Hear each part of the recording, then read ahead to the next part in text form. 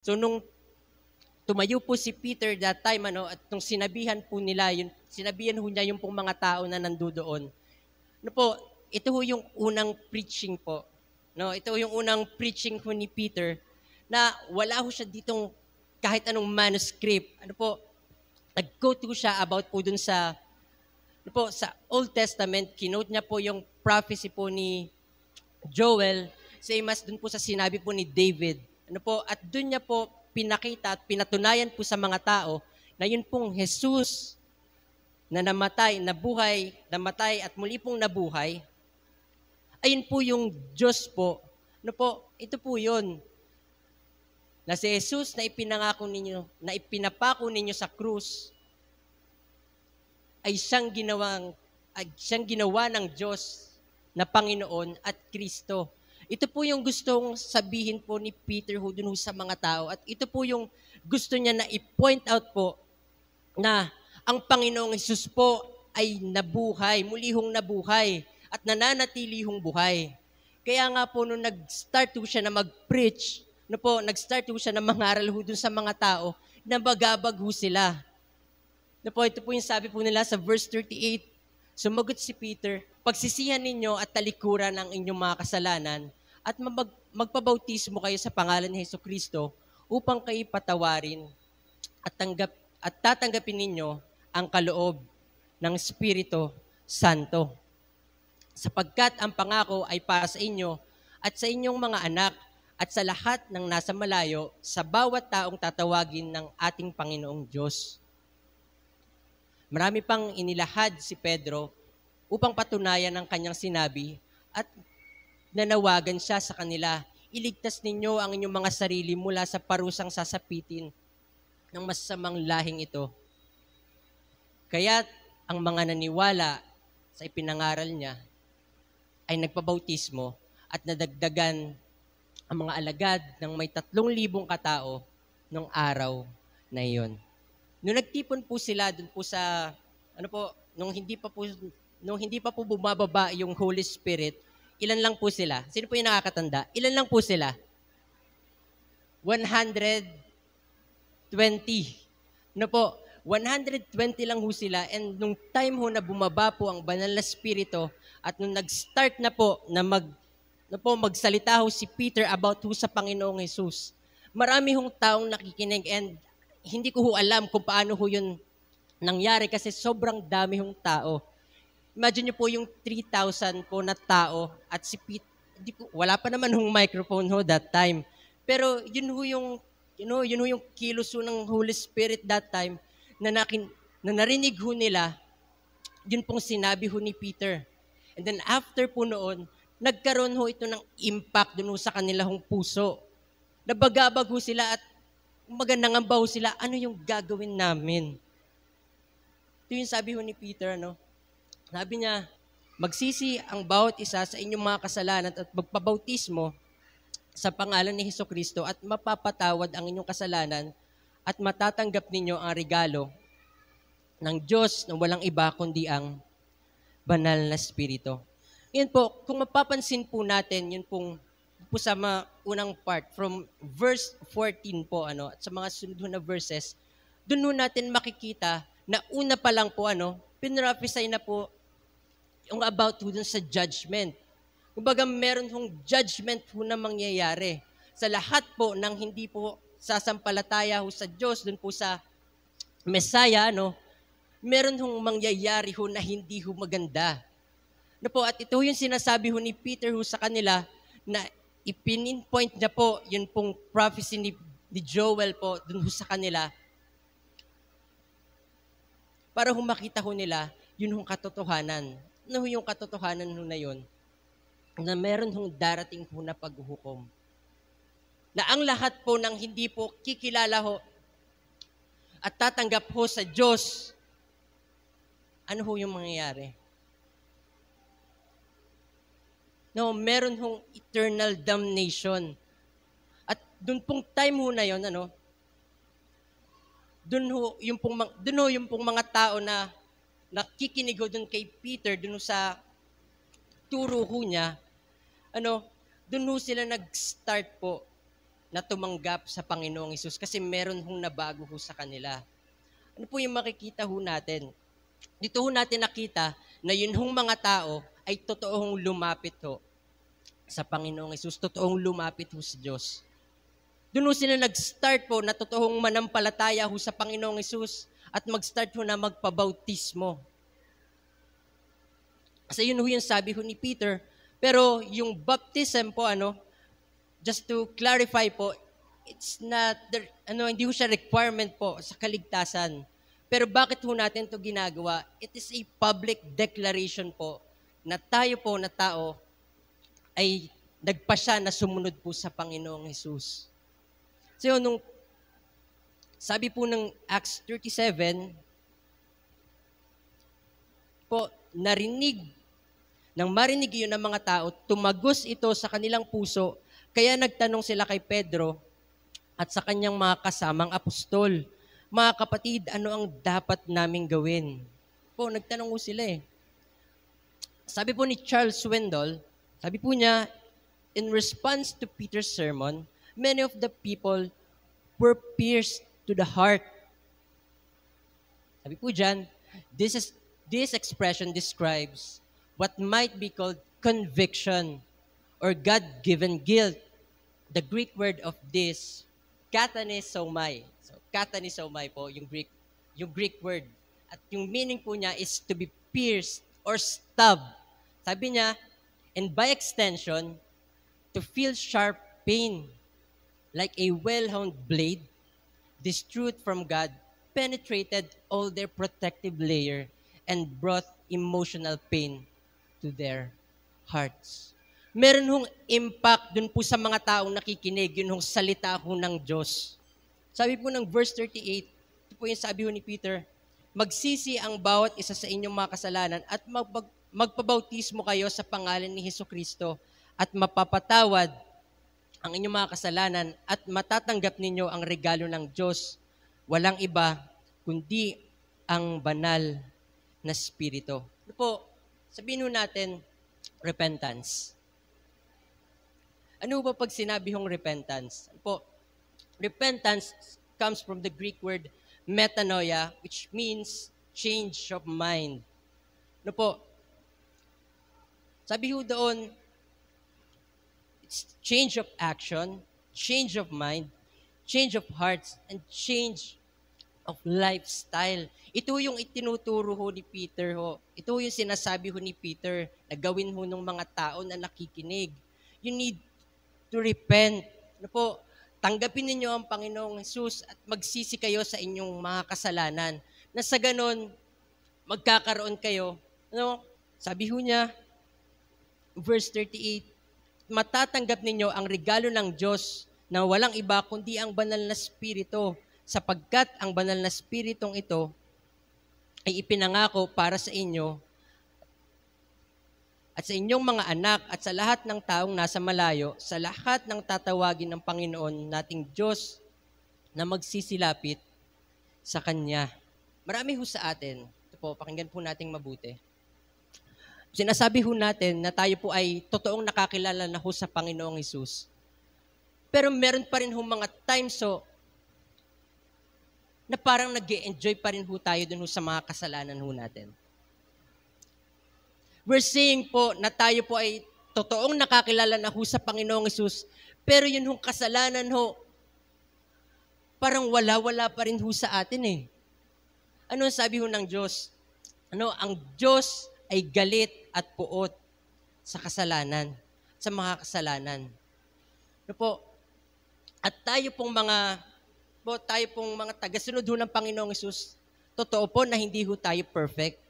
Totoo po na kailangan ho natin ng Panginoon, pero hindi ho natin, dapat tayo hong mga nakakilala ho sa Panginoong Hesus ay hindi ho nagpapatuloy sa kasalanan.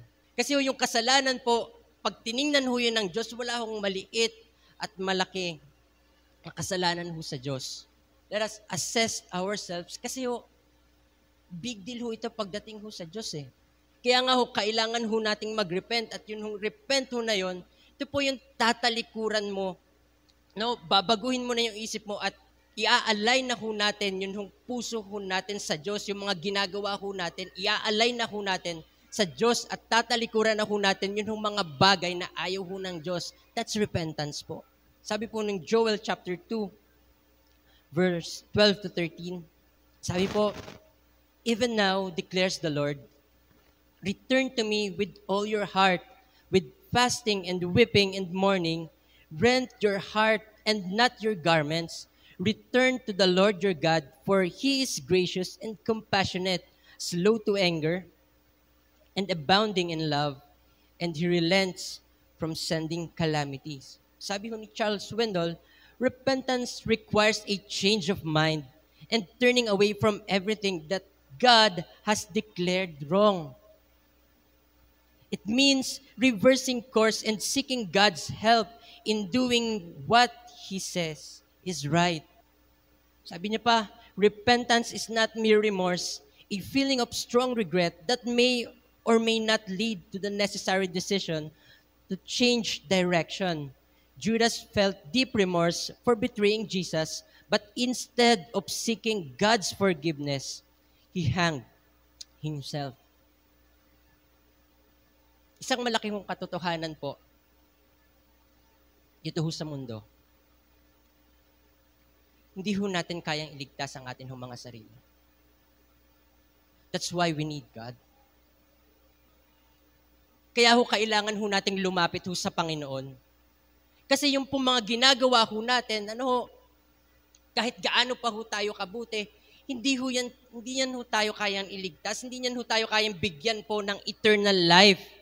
Kahit pa ho sabihin ho natin na babaguhin ko na yung buhay ko, sige, tatalikuran ko na yung mga masamang bagay na ginagawa ko in my own, hindi ho natin yan kayang gawin. Kasi ang totoong pagbabago ng buhay, hindi ho natin yan kayang gawin ng tayo lang. Kailangan ho natin ng Panginoong Jesus. Siya lang po yung kayang tumanggal ng addiction ho natin. O dun ho sa mga bagay po na nag-aalipin ho sa atin, Diyos lang ho ang kayang tumanggal ho niyan. Hindi ko alam kung ano ho yung mga struggles ho natin personally or sa family ho natin, pero Diyos lang po ang may kayang tumanggal ng bagay ho na yan sa atin. Kaya nga ho kailangan ho natin ng Diyos. Kaya nga dito sinasabi ho ni Peter dun ho sa mga tao, totoo ang Panginoong Jesus, nabuhay siyang muli. At in Him, meron pong pag-asa. Matatanggap magkakaroon ho tayo ng buhay na walang hanggan. Kapag tinanggap natin siya, kapag lumapit tayo sa Kanya. Yun ho yung gusto mong ipaunawa ho sa bawat isa. Kailangan ho natin ng Panginoong Jesus. Tingnan niyo po yung katabi po ninyo. Sige po, tingnan niyo po yung katabi po ninyo. Kailangan mo si Jesus. Hindi mo kayang tanggalin yung struggle mo ng ikaw lang. Hindi mo kayang tanggalin yung masamang ugali mo ng ikaw lang. Hindi mo kayang tanggalin yung porn addiction mo ng ikaw lang. You need Jesus. Kailangan ho natin ng Panginoong Jesus. Siya lang ho yung may kakayahan ho na magbago ho ng buhay ho natin. Pwede niyo tingnan ulit yung katabi po ninyo. Sabihin niyo sa kanila, kailangan mo si Jesus. Verse 37, na marinig yun ng mga tao, tumagos ito sa kanilang mga puso, kaya nagtanong sila kay Pedro at sa kanyang mga kasamang apostol, mga kapatid, ano ang dapat namin gawin? Sumagot si Pedro sa kanila, magsisi ang bawat isa sa inyong mga kasalanan at magpabautismo sa pangalan ni Jesucristo at mapapatawad ang inyong mga kasalanan at matatanggap ninyo ang regalo ng Diyos. Walang iba kundi ang banal na Espiritu. Sapagkat ang banal na Espiritong ito ang ipinangako para sa inyo at sa inyong mga anak at sa lahat ng taong nasa malayo, sa lahat ng tatawagin ng Panginoon nating Diyos na magsisilapit sa Kanya. Sometimes po, iniisip po natin na optional lang po yung pagsunod ho sa Panginoong Jesus. Ano po? Sometimes iniisip po natin na it's an option lang na sumunod sa Panginoong Jesus. Na sino lang yung may mga gusto kahit kumilala na sa Panginoon. Yung sino lang yung mga gusto lang na sumunod sa Panginoong Hesus. Pero kung totoo ho nating naranasan po ang pag-ibig ho ng Diyos, kung totoo ho nating kilala ang Panginoong Hesus, it is impossible po na hindi ho tayo sumunod sa Kanya. It is impossible po na hindi ho natin gawin kung ano ho yung mga bagay na ipinapagawa niya ho sa atin.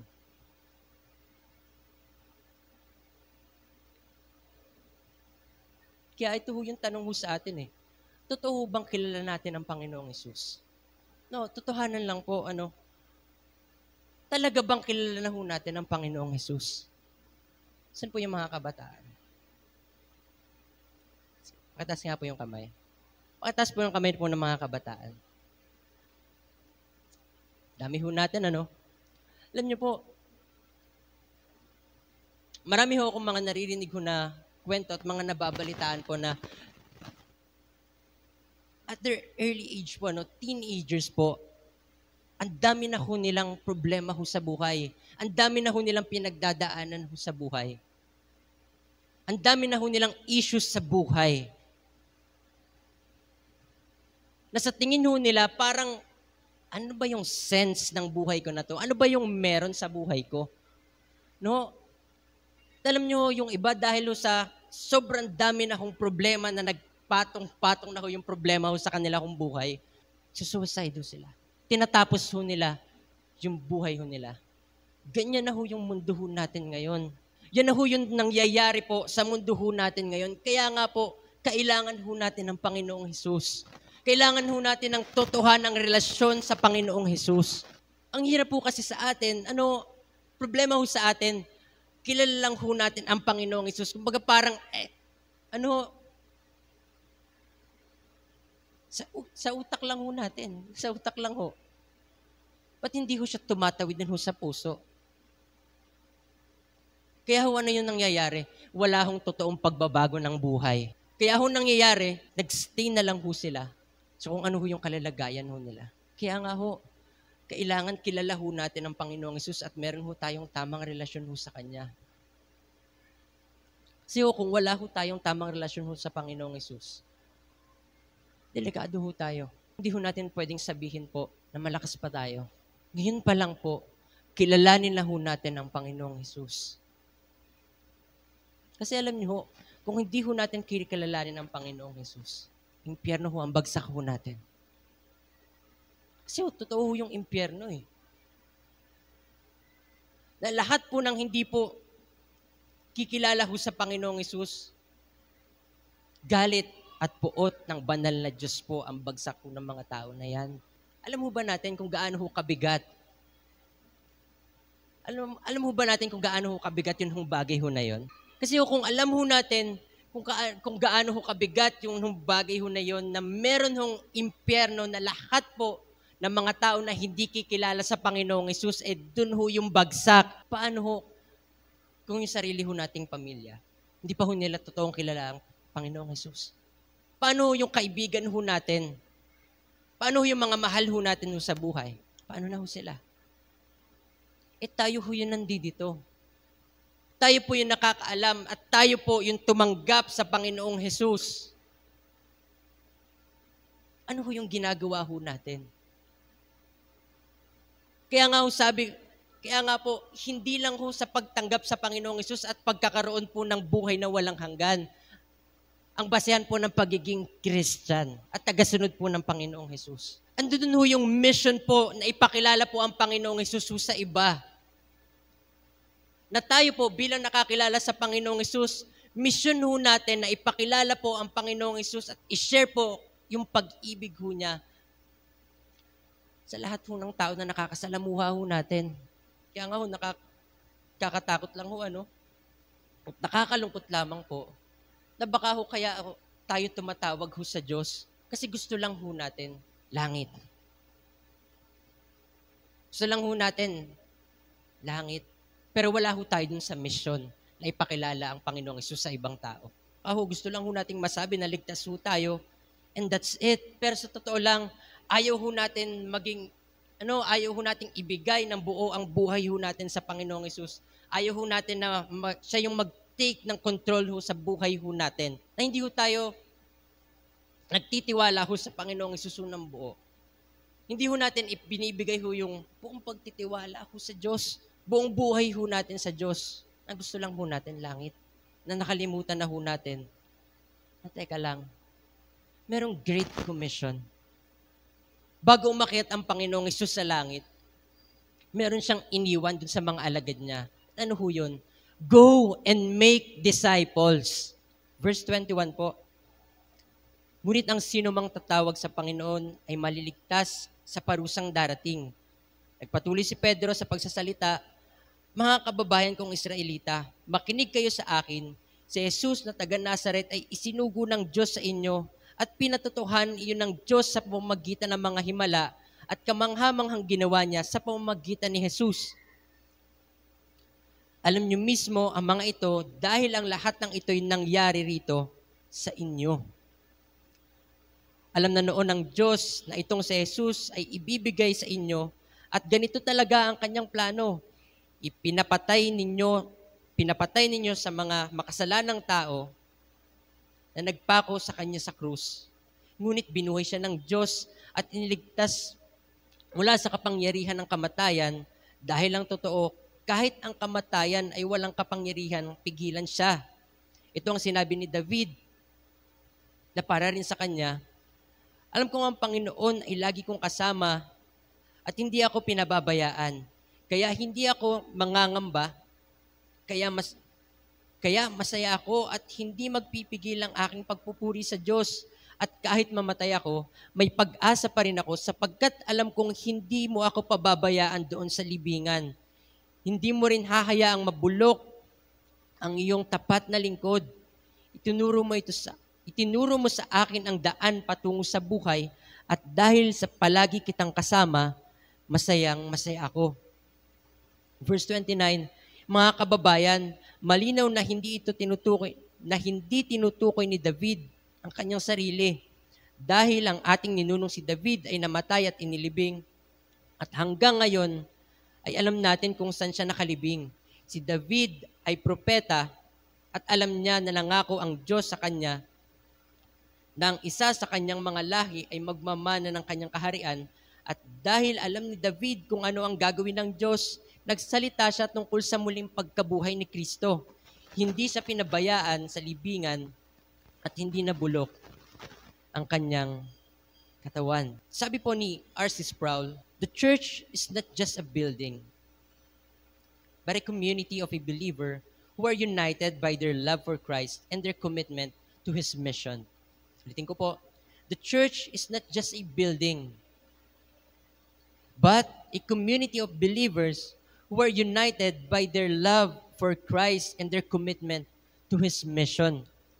The early church experienced explosive growth because of the power of the Holy Spirit and the proclamation of the gospel. Marami ho sa atin alam na ho ito eh. Sinasabi ho natin, church, hindi yan yung building, hindi yan yung program, hindi yan yung ministry.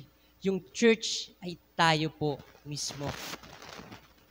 At tayo po as a church, meron ho tayong mission at meron ho tayong, kailangan ho nating i-commit yung sarili ho natin dun ho sa mission na ibinigay ho ng Panginoong Hesus, which is to proclaim the gospel, to share the gospel po, dun ho sa mga tao na wala pa hong pagkakilala, totoong pagkakilala ho sa Panginoong Hesus.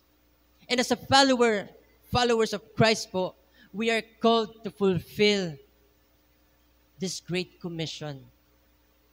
Tingnan niyo po yung katabi po ninyo. Sabihin niyo po sa kanila, we need to fulfill the Great Commission. Sige po, sabihin niyo po. Kailangan ho nating i-fulfill yung Great Commission.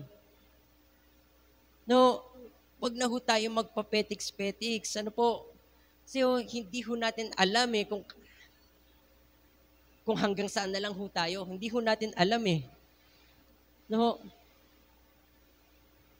Kailangan ho maging committed ho tayo dun sa Great Commission, which is to go and make disciples. But one question for us po is, are we doing it? Tanong ho sa atin, nagagawa ho ba natin yun hong pag-share ng salita ho ng Diyos? Sa office ho natin, school ho natin, or kung saan man ho tayo magpunta, ito yung tanong ho sa atin eh. Nagsusumikap ho ba tayo na ipangaral po ang salita ho ng Diyos? Nagsusumikap po ba tayo na ipangaral po yung pag-ibig ho ng Panginoong Hesus? I-share po si Jesus. Baka ho kasi nakontento na ho tayo na dito na lang ako. Baka ho nakontento na lang ho tayo na, sige, okay na ako. Hindi ko na kaya, kayo na lang. Mga bata na lang, kaya nyo na yan. Hindi ho eh. Imagine nyo po, yun hong mga tao na kumilala ho sa Panginoong Hesus that time, at yun hong 3,120 na tao ho na yun po yung mga tao na nagpakalat po ng salita ho ng Diyos sa iba't ibang panig ho ng mundo. Sila ho yung naging witness po ng Panginoong Hesus. Sabi ho ni Tony Merida, we have to love that everyone is included in God's worldwide, unstoppable mission. Young and old, rich and poor, get to participate. No one is stuck being an observer. Sabihin niyo po sa katabi po ninyo, stop being an observer. Sabi mo, huwag ka na maging observer lang. Sige po, sabihin ho ninyo, huwag ka nang maging observer lang. Po, sabi niya, if you are a believer in Christ, you are a participant in the King's mission. Ulitin ko po if you are a believer, you are a participant in the King's mission. He was empowered you by His Spirit to tell of His glory for the world's benefit. Magkakasama ho tayong lahat. Hindi lang ho ito trabaho po ng mga Bible study leaders. Hindi lang ho ito trabaho po ng mga life coaches po natin. Lahat po tayo na nakakilala sa Panginoong Hesus ay kailangan po na mag-share ng salita ho niya. Kailangan ho. Kaya ho, ano ho yung ginagawa ho natin sa mga panahon ho ngayon? Baka ho kasi alam lang ho natin na hindi ho natin ina-apply, hindi ho natin i-share ho sa iba yung about ho sa Panginoong Hesus. Ito yung sabi ho niya eh. Ito yung gagawin ho ng Diyos. He was empowered you by His Spirit to tell of His glory for the world's benefit.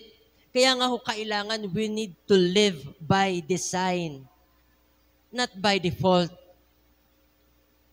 Tandaan ho natin, we are a Christ follower at meron ho tayong mission and we are designed po para i-share po yung gospel ho sa iba. Kasi kung mananatili ho tayong tahimik, sino ho yung gagawa? Sino ho yung mag-share? Kung mananatili ho tayong observer po, sino ho yung mag-share? Inugat na ho tayo dyan, upo na ho tayo ng upo. Ano po, nabutas na ho yung upuan na, yung pong sila na inuupuan ho natin. Kailangan na ho natin kumilos. Ano po? No one is stuck being an observer. Sabi ho ni Tony Merida, if you are a believer, you are a participant in King's mission. No one is excluded or regulated po. Lahat ho tayo, tulong-tulong, sama-sama po. Tandaan ho natin na yung Espiritu ho ng Diyos ay nasa sa atin na at empowered ho tayo ng Holy Spirit. Ang kailangan na lang ho natin gawin ay kumilos. At hayaan ho natin na Diyos po ang kumilos po sa buhay ho ng mga tao na sinesharean ho natin. We need to become missional. Kailangan ho nating maging missional po.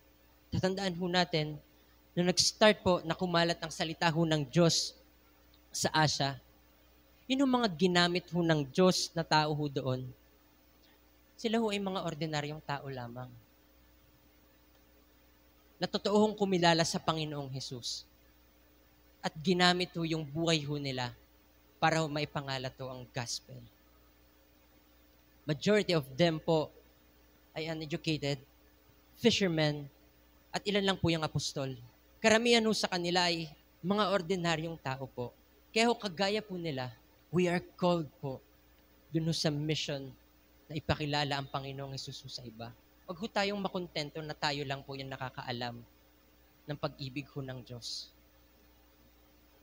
Huwag ho tayong makontento na tayo lang ho yung magkakaroon ho ng buhay na walang hanggan. Kailangan ho nating kumilos at ipakilala po si Jesus ho sa iba. Tayo pong lahat ay tumayo. Church, the only cure of this fallen humanity, wala hong iba kundi ang Panginoong Hesus lang.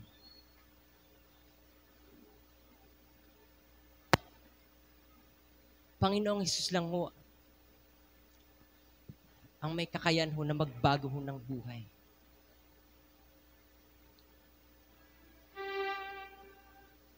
This time po, muli po, awit ho tayo sa Panginoon. Awitin ho natin yung I Speak Jesus. At habang inaawit ho natin ito, huwag ho muna nating intindihin yung atin ho mga katabi. Focus lang ho natin yung sarili ho natin sa Panginoong Hesus habang inaawit ho natin itong kanta ho na ito. Focus lang ho natin ito sa Panginoong Hesus na totoong nagbigay ng buhay ho sa atin. Yun yung Hesus, nung ipinako ho sa krus, halos hindi ho makilala kung siya'y tao. Yun yung Hesus na hindi ho nagdalawang isip na ibigay ang kanyang buhay para ho sa atin. Kaya bakit ho tayo mahihiya na umawit ho sa Panginoon? Bakit ho tayo mahihiya na itaas ho yung atin hong mga kamay? Bakit ho tayo mahihiya na sabihin ang pangalang Jesus? Na ang katotohanan po, He made a way just to save us from the wrath of God, sa galit at puot ng banal na Diyos. Let's just sing this song.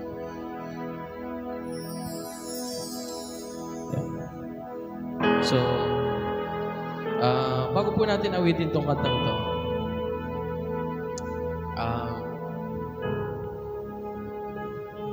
if we look po dun sa dulo po nung tinuro po ni Pastor Raymond, Acts chapter 2, baka po lamang po, verse 14 to 41.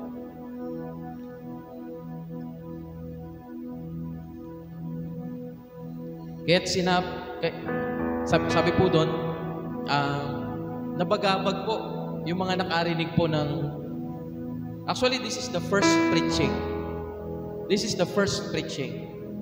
Yung upper part po nun, that's the birth of the first church. No? Kasi po yun po yung the descending of the Holy Spirit. Yung pong pag-descend po ng Espiritu ho ng Diyos, meron nung tatlong phenomena na nangyari. Medyo mangangalay siguro ko kaya no. Meron tatlong phenomena bago tayo kumanta.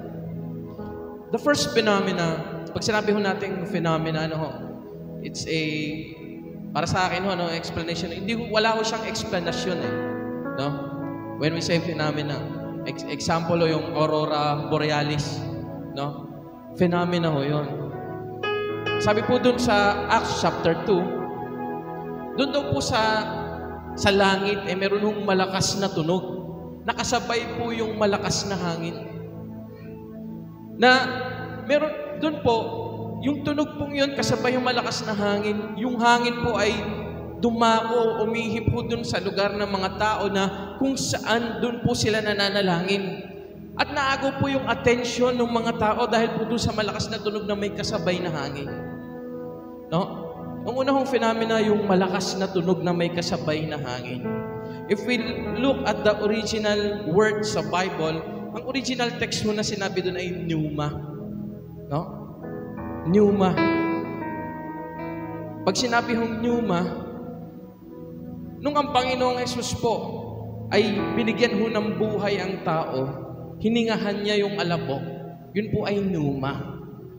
Which means, this is the birth of the first church. Pangalawa po, sabi po doon, meron nung dilang apoy na bumaba doon sa lugar, pumalibot sa lugar, na kung saan po ay, bumaba doon sa mga taong nandoon. At marami hong nakakita.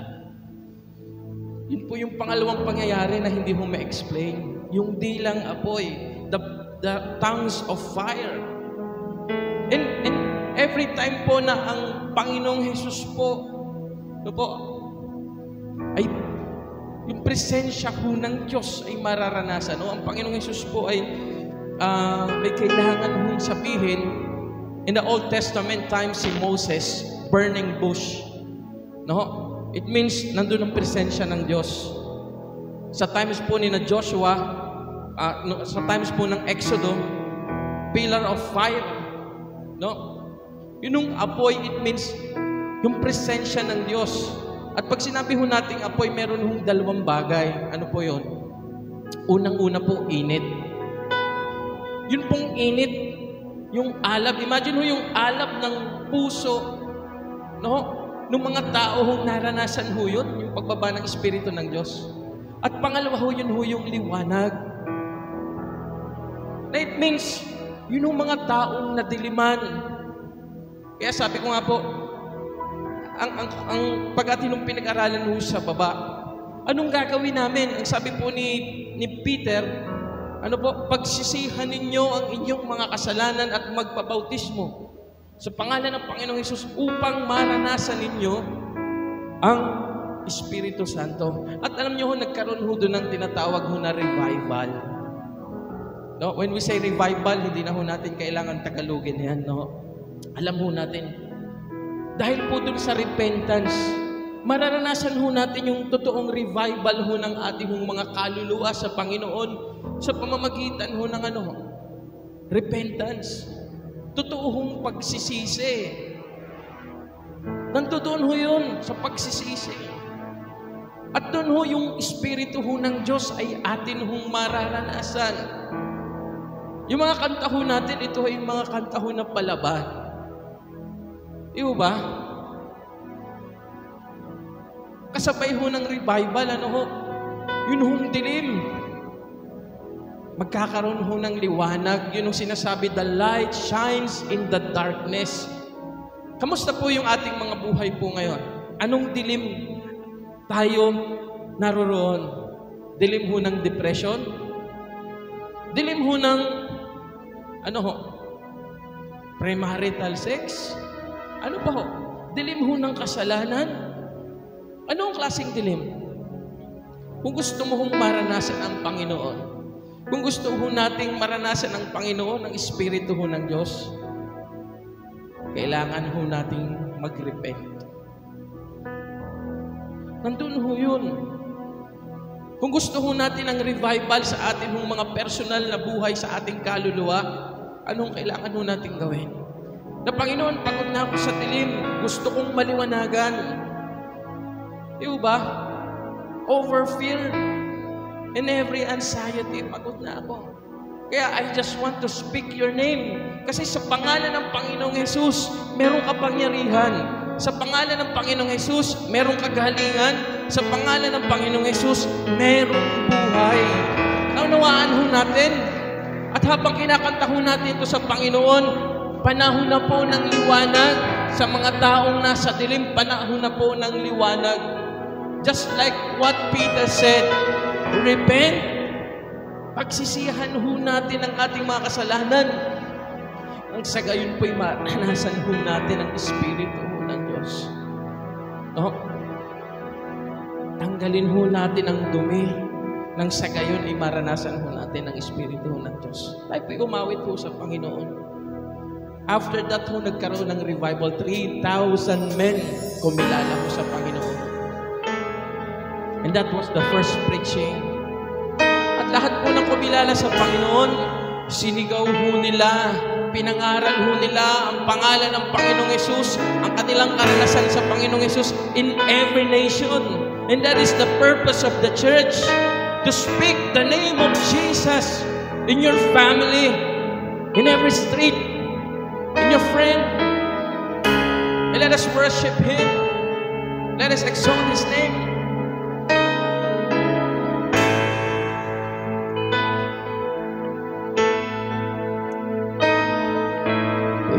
just want to speak the name of Jesus over every heart and every mind. 'Cause I know there is peace within your presence. I speak Jesus.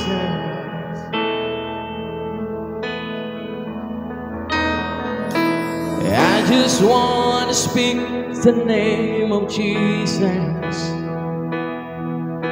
till every dark addiction starts to break. Declaring there is hope and there is freedom. I speak Jesus. Your name is power. Your name is healing. Say, your name is life.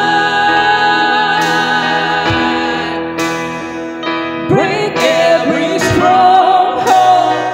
Shine through the shadows. Burn like the fire. Let us speak His name. I just want to speak the name of Jesus. Every fear and all anxiety, for every soul captured by depression, I speak Jesus. 'Cause your name is power, your name is healing, your name is life. Break every stronghold, shine through the shadows, burn like a fire.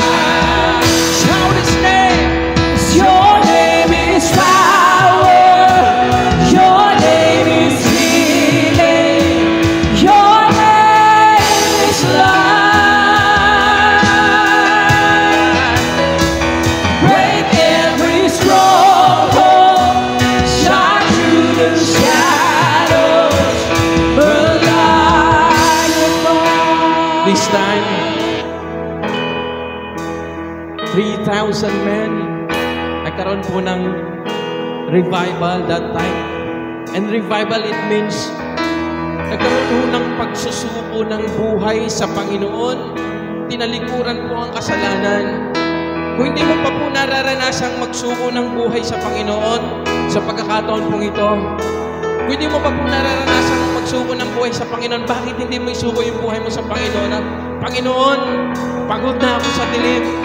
Panginoon, pagod na ako sa depression. Panginoon, pagod na ako sa kalaswaan. Panginoon, pagod na ako. Pagod na ako sa sakit. Panginoon, pagod na ako. Pagod na ang isip ko. Magsuko po tayo ng buhay sa Panginoon. Nang sa gayon po'y maranasan ho natin ang kapangyarihan ho ng Diyos. Ang kapangyarihan po ng Espiritu ho ng Diyos. And as we speak His name, just offer your lives, offer your heart, offer your mind, offer your soul to Jesus. Go on, sing with us. Shout Jesus from the mountain, say Jesus in the streets, Jesus in the darkness over every enemy, Jesus for my family. I speak your holy name. Say His name. Say Jesus. Whoa, whoa, whoa.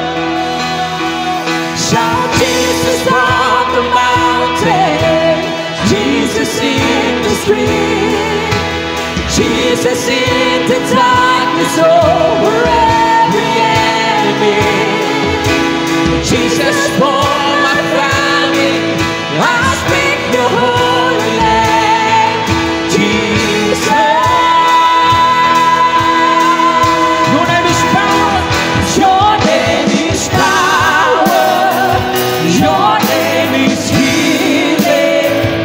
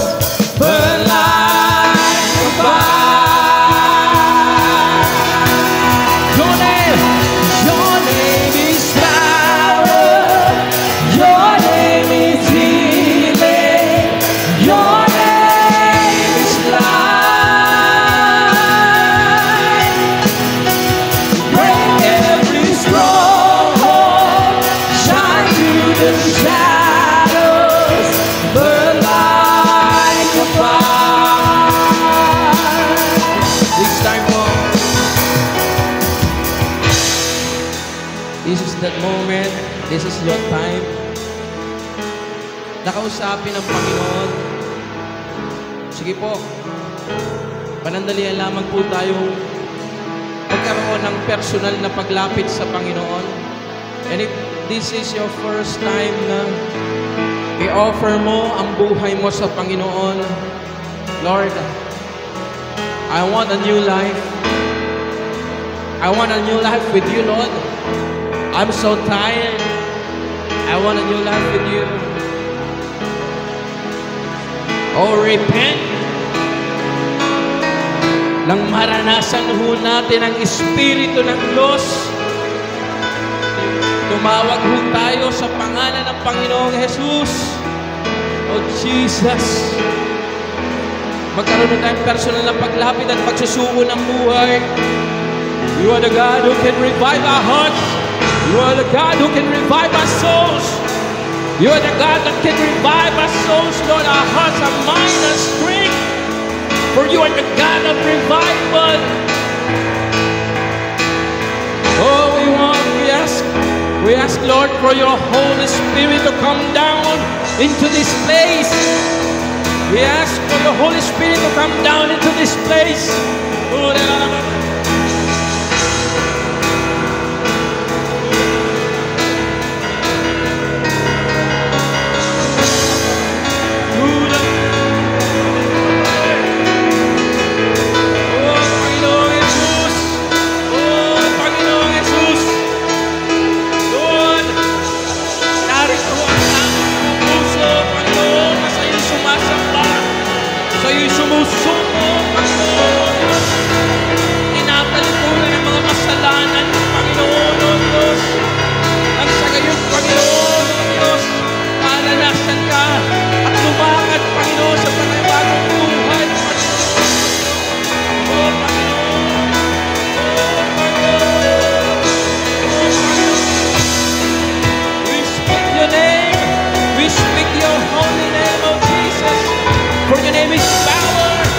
your name is healing and your name is life.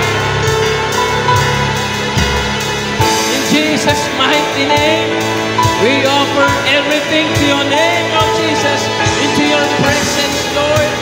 Jesus, Jesus. Let us continue to sing. Let us shout His name.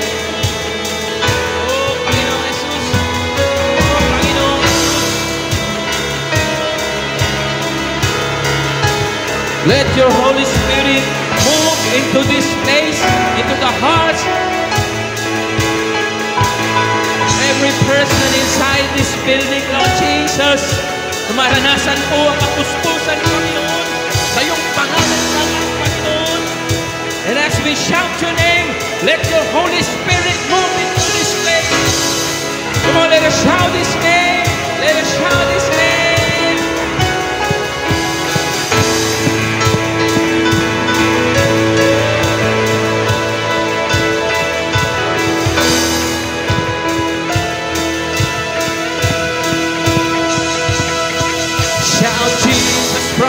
The mountains, Jesus in the streets, Jesus in the darkness over every end. We shout His name, Jesus for my family.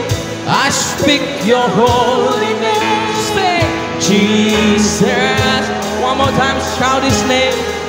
Let the Holy Spirit move. Shout Jesus from the mountain.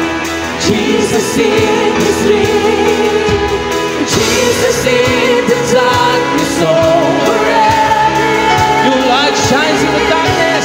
Jesus for my family. I speak your holy name, Jesus. One more time, let us shout His name. Shout Jesus from the mountain. Jesus in the street, Jesus in the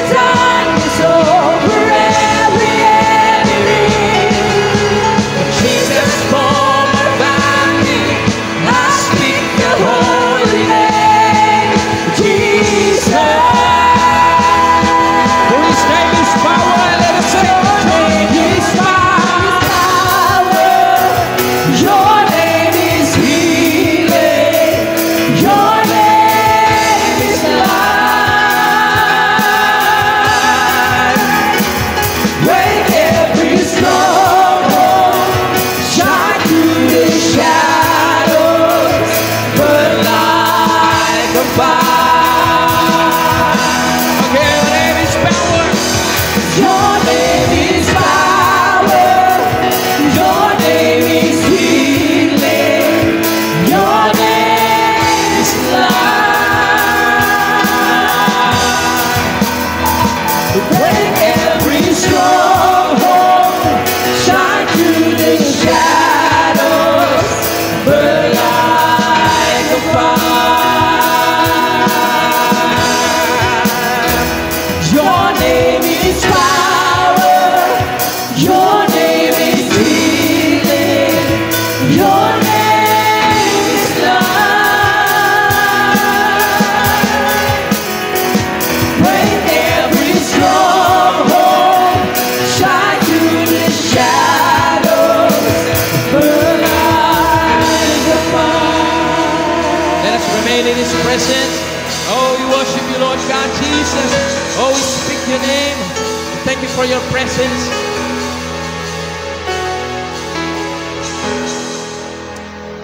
Let us remain in His presence. And as I call Pastor Raymar for our closing prayer to pray for the church. Pray for the church leaders. Let us pray for every family. Let us pray for everyone. Because there's a battle, but Jesus' name is powerful, and no one can defeat Him.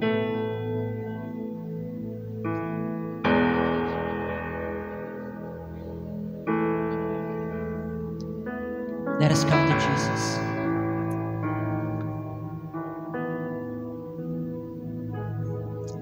Jesus,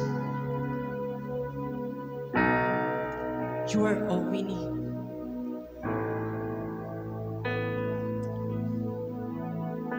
And we're coming to you, Jesus. Because in you, Lord,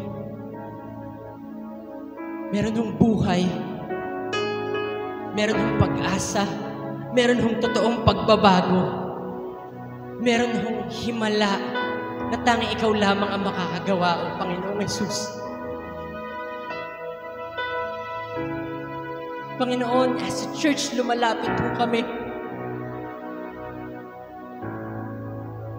As a church, nakikita niyo po ang kalalagayan mo ng bawat isa, Panginoon.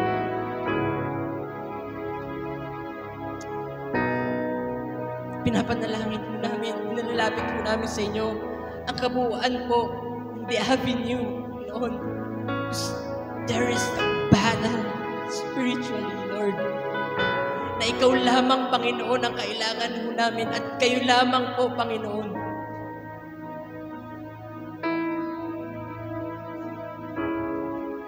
Ang makakagawa po ng totoong pagbabago sa bawat isa. Panginoon, kahabagan niyo po ang aming church. Lumalapit po kami sa inyo.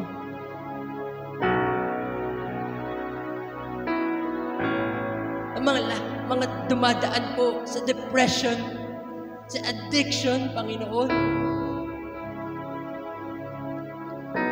Kayo lamang po ang siyang makakapagbago mo ito.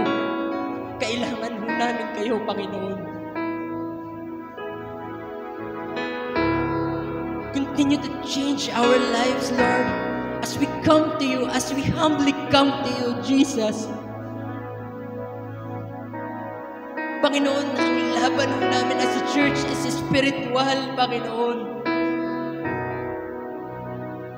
Kayo, Panginoon, ang may kakayahan po na umayos lahat po ng gulo, Diyos. Sa amin ho, personally, sa amin ho mga pamilya, sa bawat isang naririto, Panginoon. Na lahat po ng mga alipin po ng kasalanan, ikaw lamang po, Panginoon, ang may kaya po na tumalo.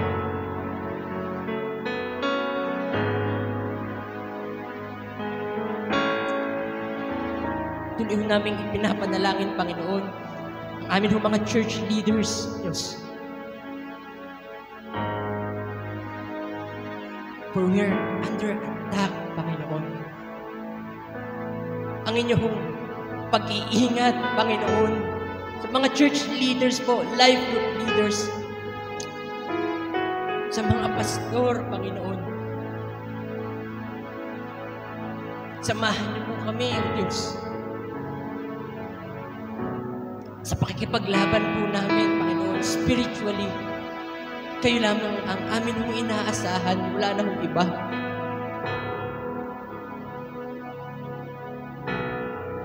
For this battle belongs to you, Jesus.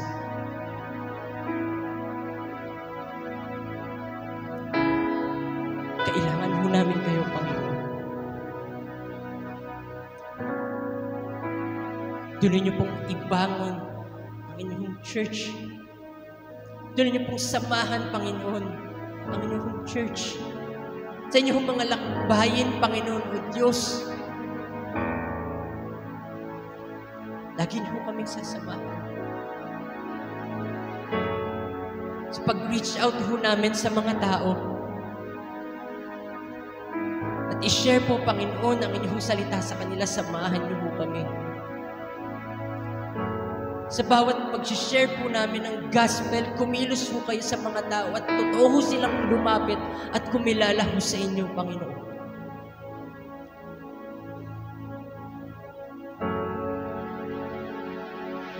Thank you for the experience, Lord. Salamat ho. Pagkat malaya ho kami nakakasamba sa inyo. Salamat ho, Panginoon, sa mga awitin na patuloy niyo pong ibinibigay ho sa amin. Salamat ho, Panginoon, dahil patuloy niyo po kaming pinatatatag.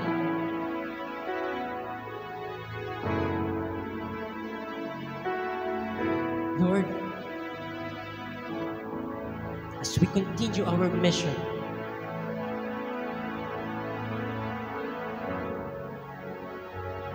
may your Holy Spirit guide us. Salamat po, Panginoon, sa inyong mensahe. Sa hapon po ito, O Diyos. Salamat po. Wala ho kami ibang itinataas sa amin ng mga buhay, kundi ikaw lamang, O Panginoong Hesus. Sa iyo po lahat ng papuri, pagsamba, pagdakila. Sa pangalan ng Panginoong Hesus namin, Diyos. Amen. Amen.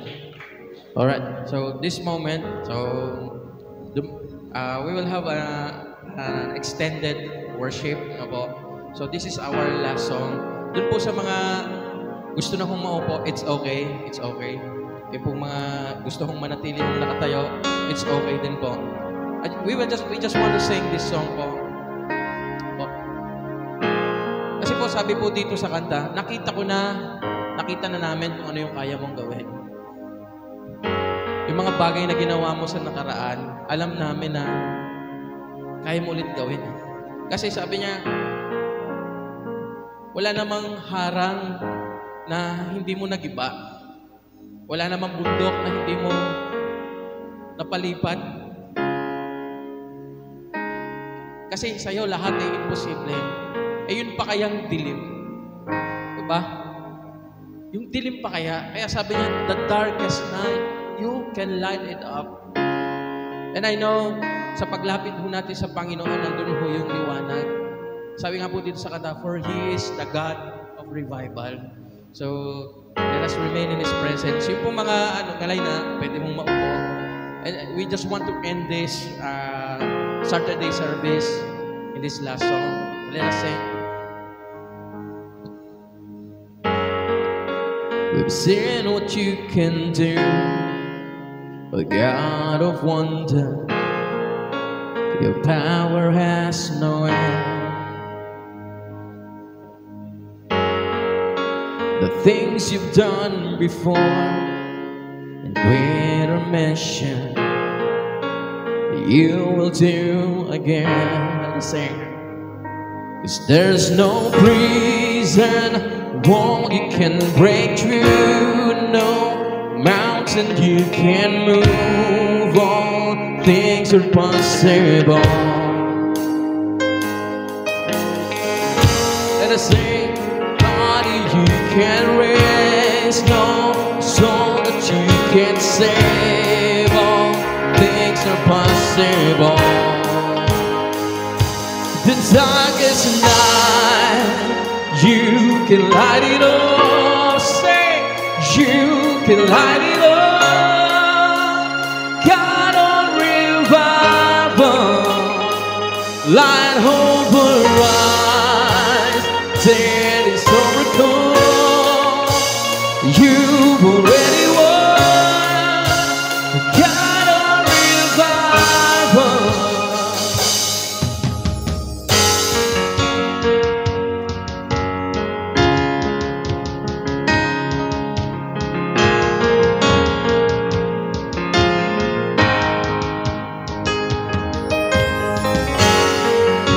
You rose in victory, and now you're seated forever on this throne. So why should my heart fear what you've defeated? I will trust in you alone, 'cause there's no reason wall you can break through, no mountain you can move on. Things are possible. There's no broken body you can raise, no soul that you can save. All things are possible. Everybody sing it out. The darkest night, you can light it up. You can light it up. God of revival, let hope arise. Dead is overcome. You've already won.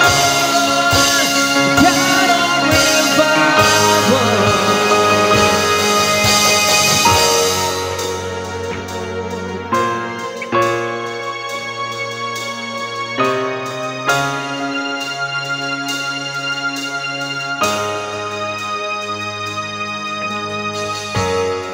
Come awaken your people. Come awaken your city. A God of revival, pour it out, oh pour it out. Every stronghold, I hear the chains hit the ground. Oh God of revival, pour it out, pour it out. Say, come awaken your people. Come awaken your city. Oh God of revival, pour it out, pour it out. Every stronghold will crumble. I hear the chains hit the ground. Oh God of revival, pour it out. The darkest night, you can light it up. You can light it up. God of revival,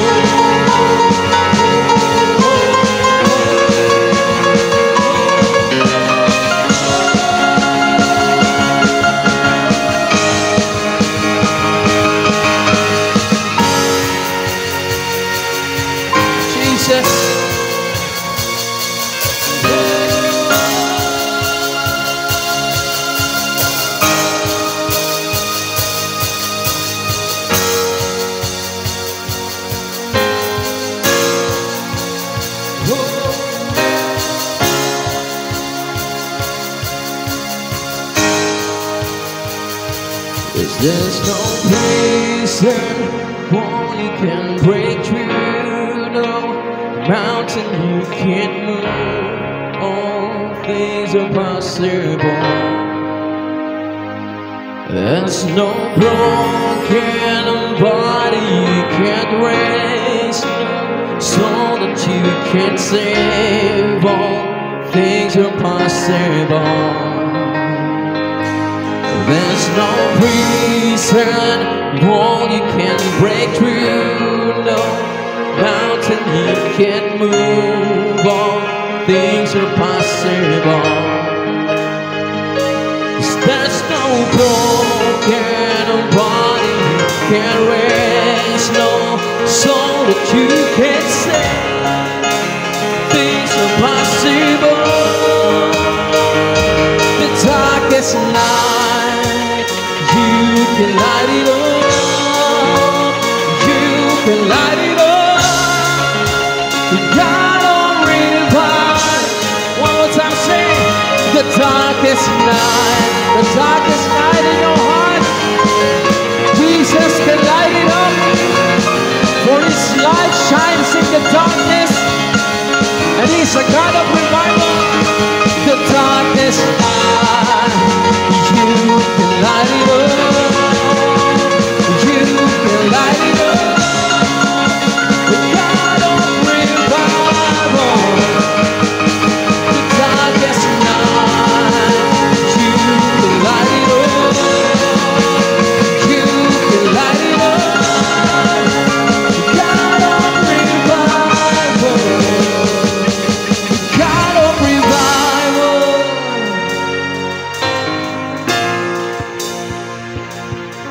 We lift up your name, we worship your name, and we praise your name this night, Lord. Jesus' mighty name we pray. Amen. Magandang gabi po. At baunin po natin ang karanasang ito po sa karanasan mo ngayong gabi sa Panginoon. Magandang gabi po sa inyo.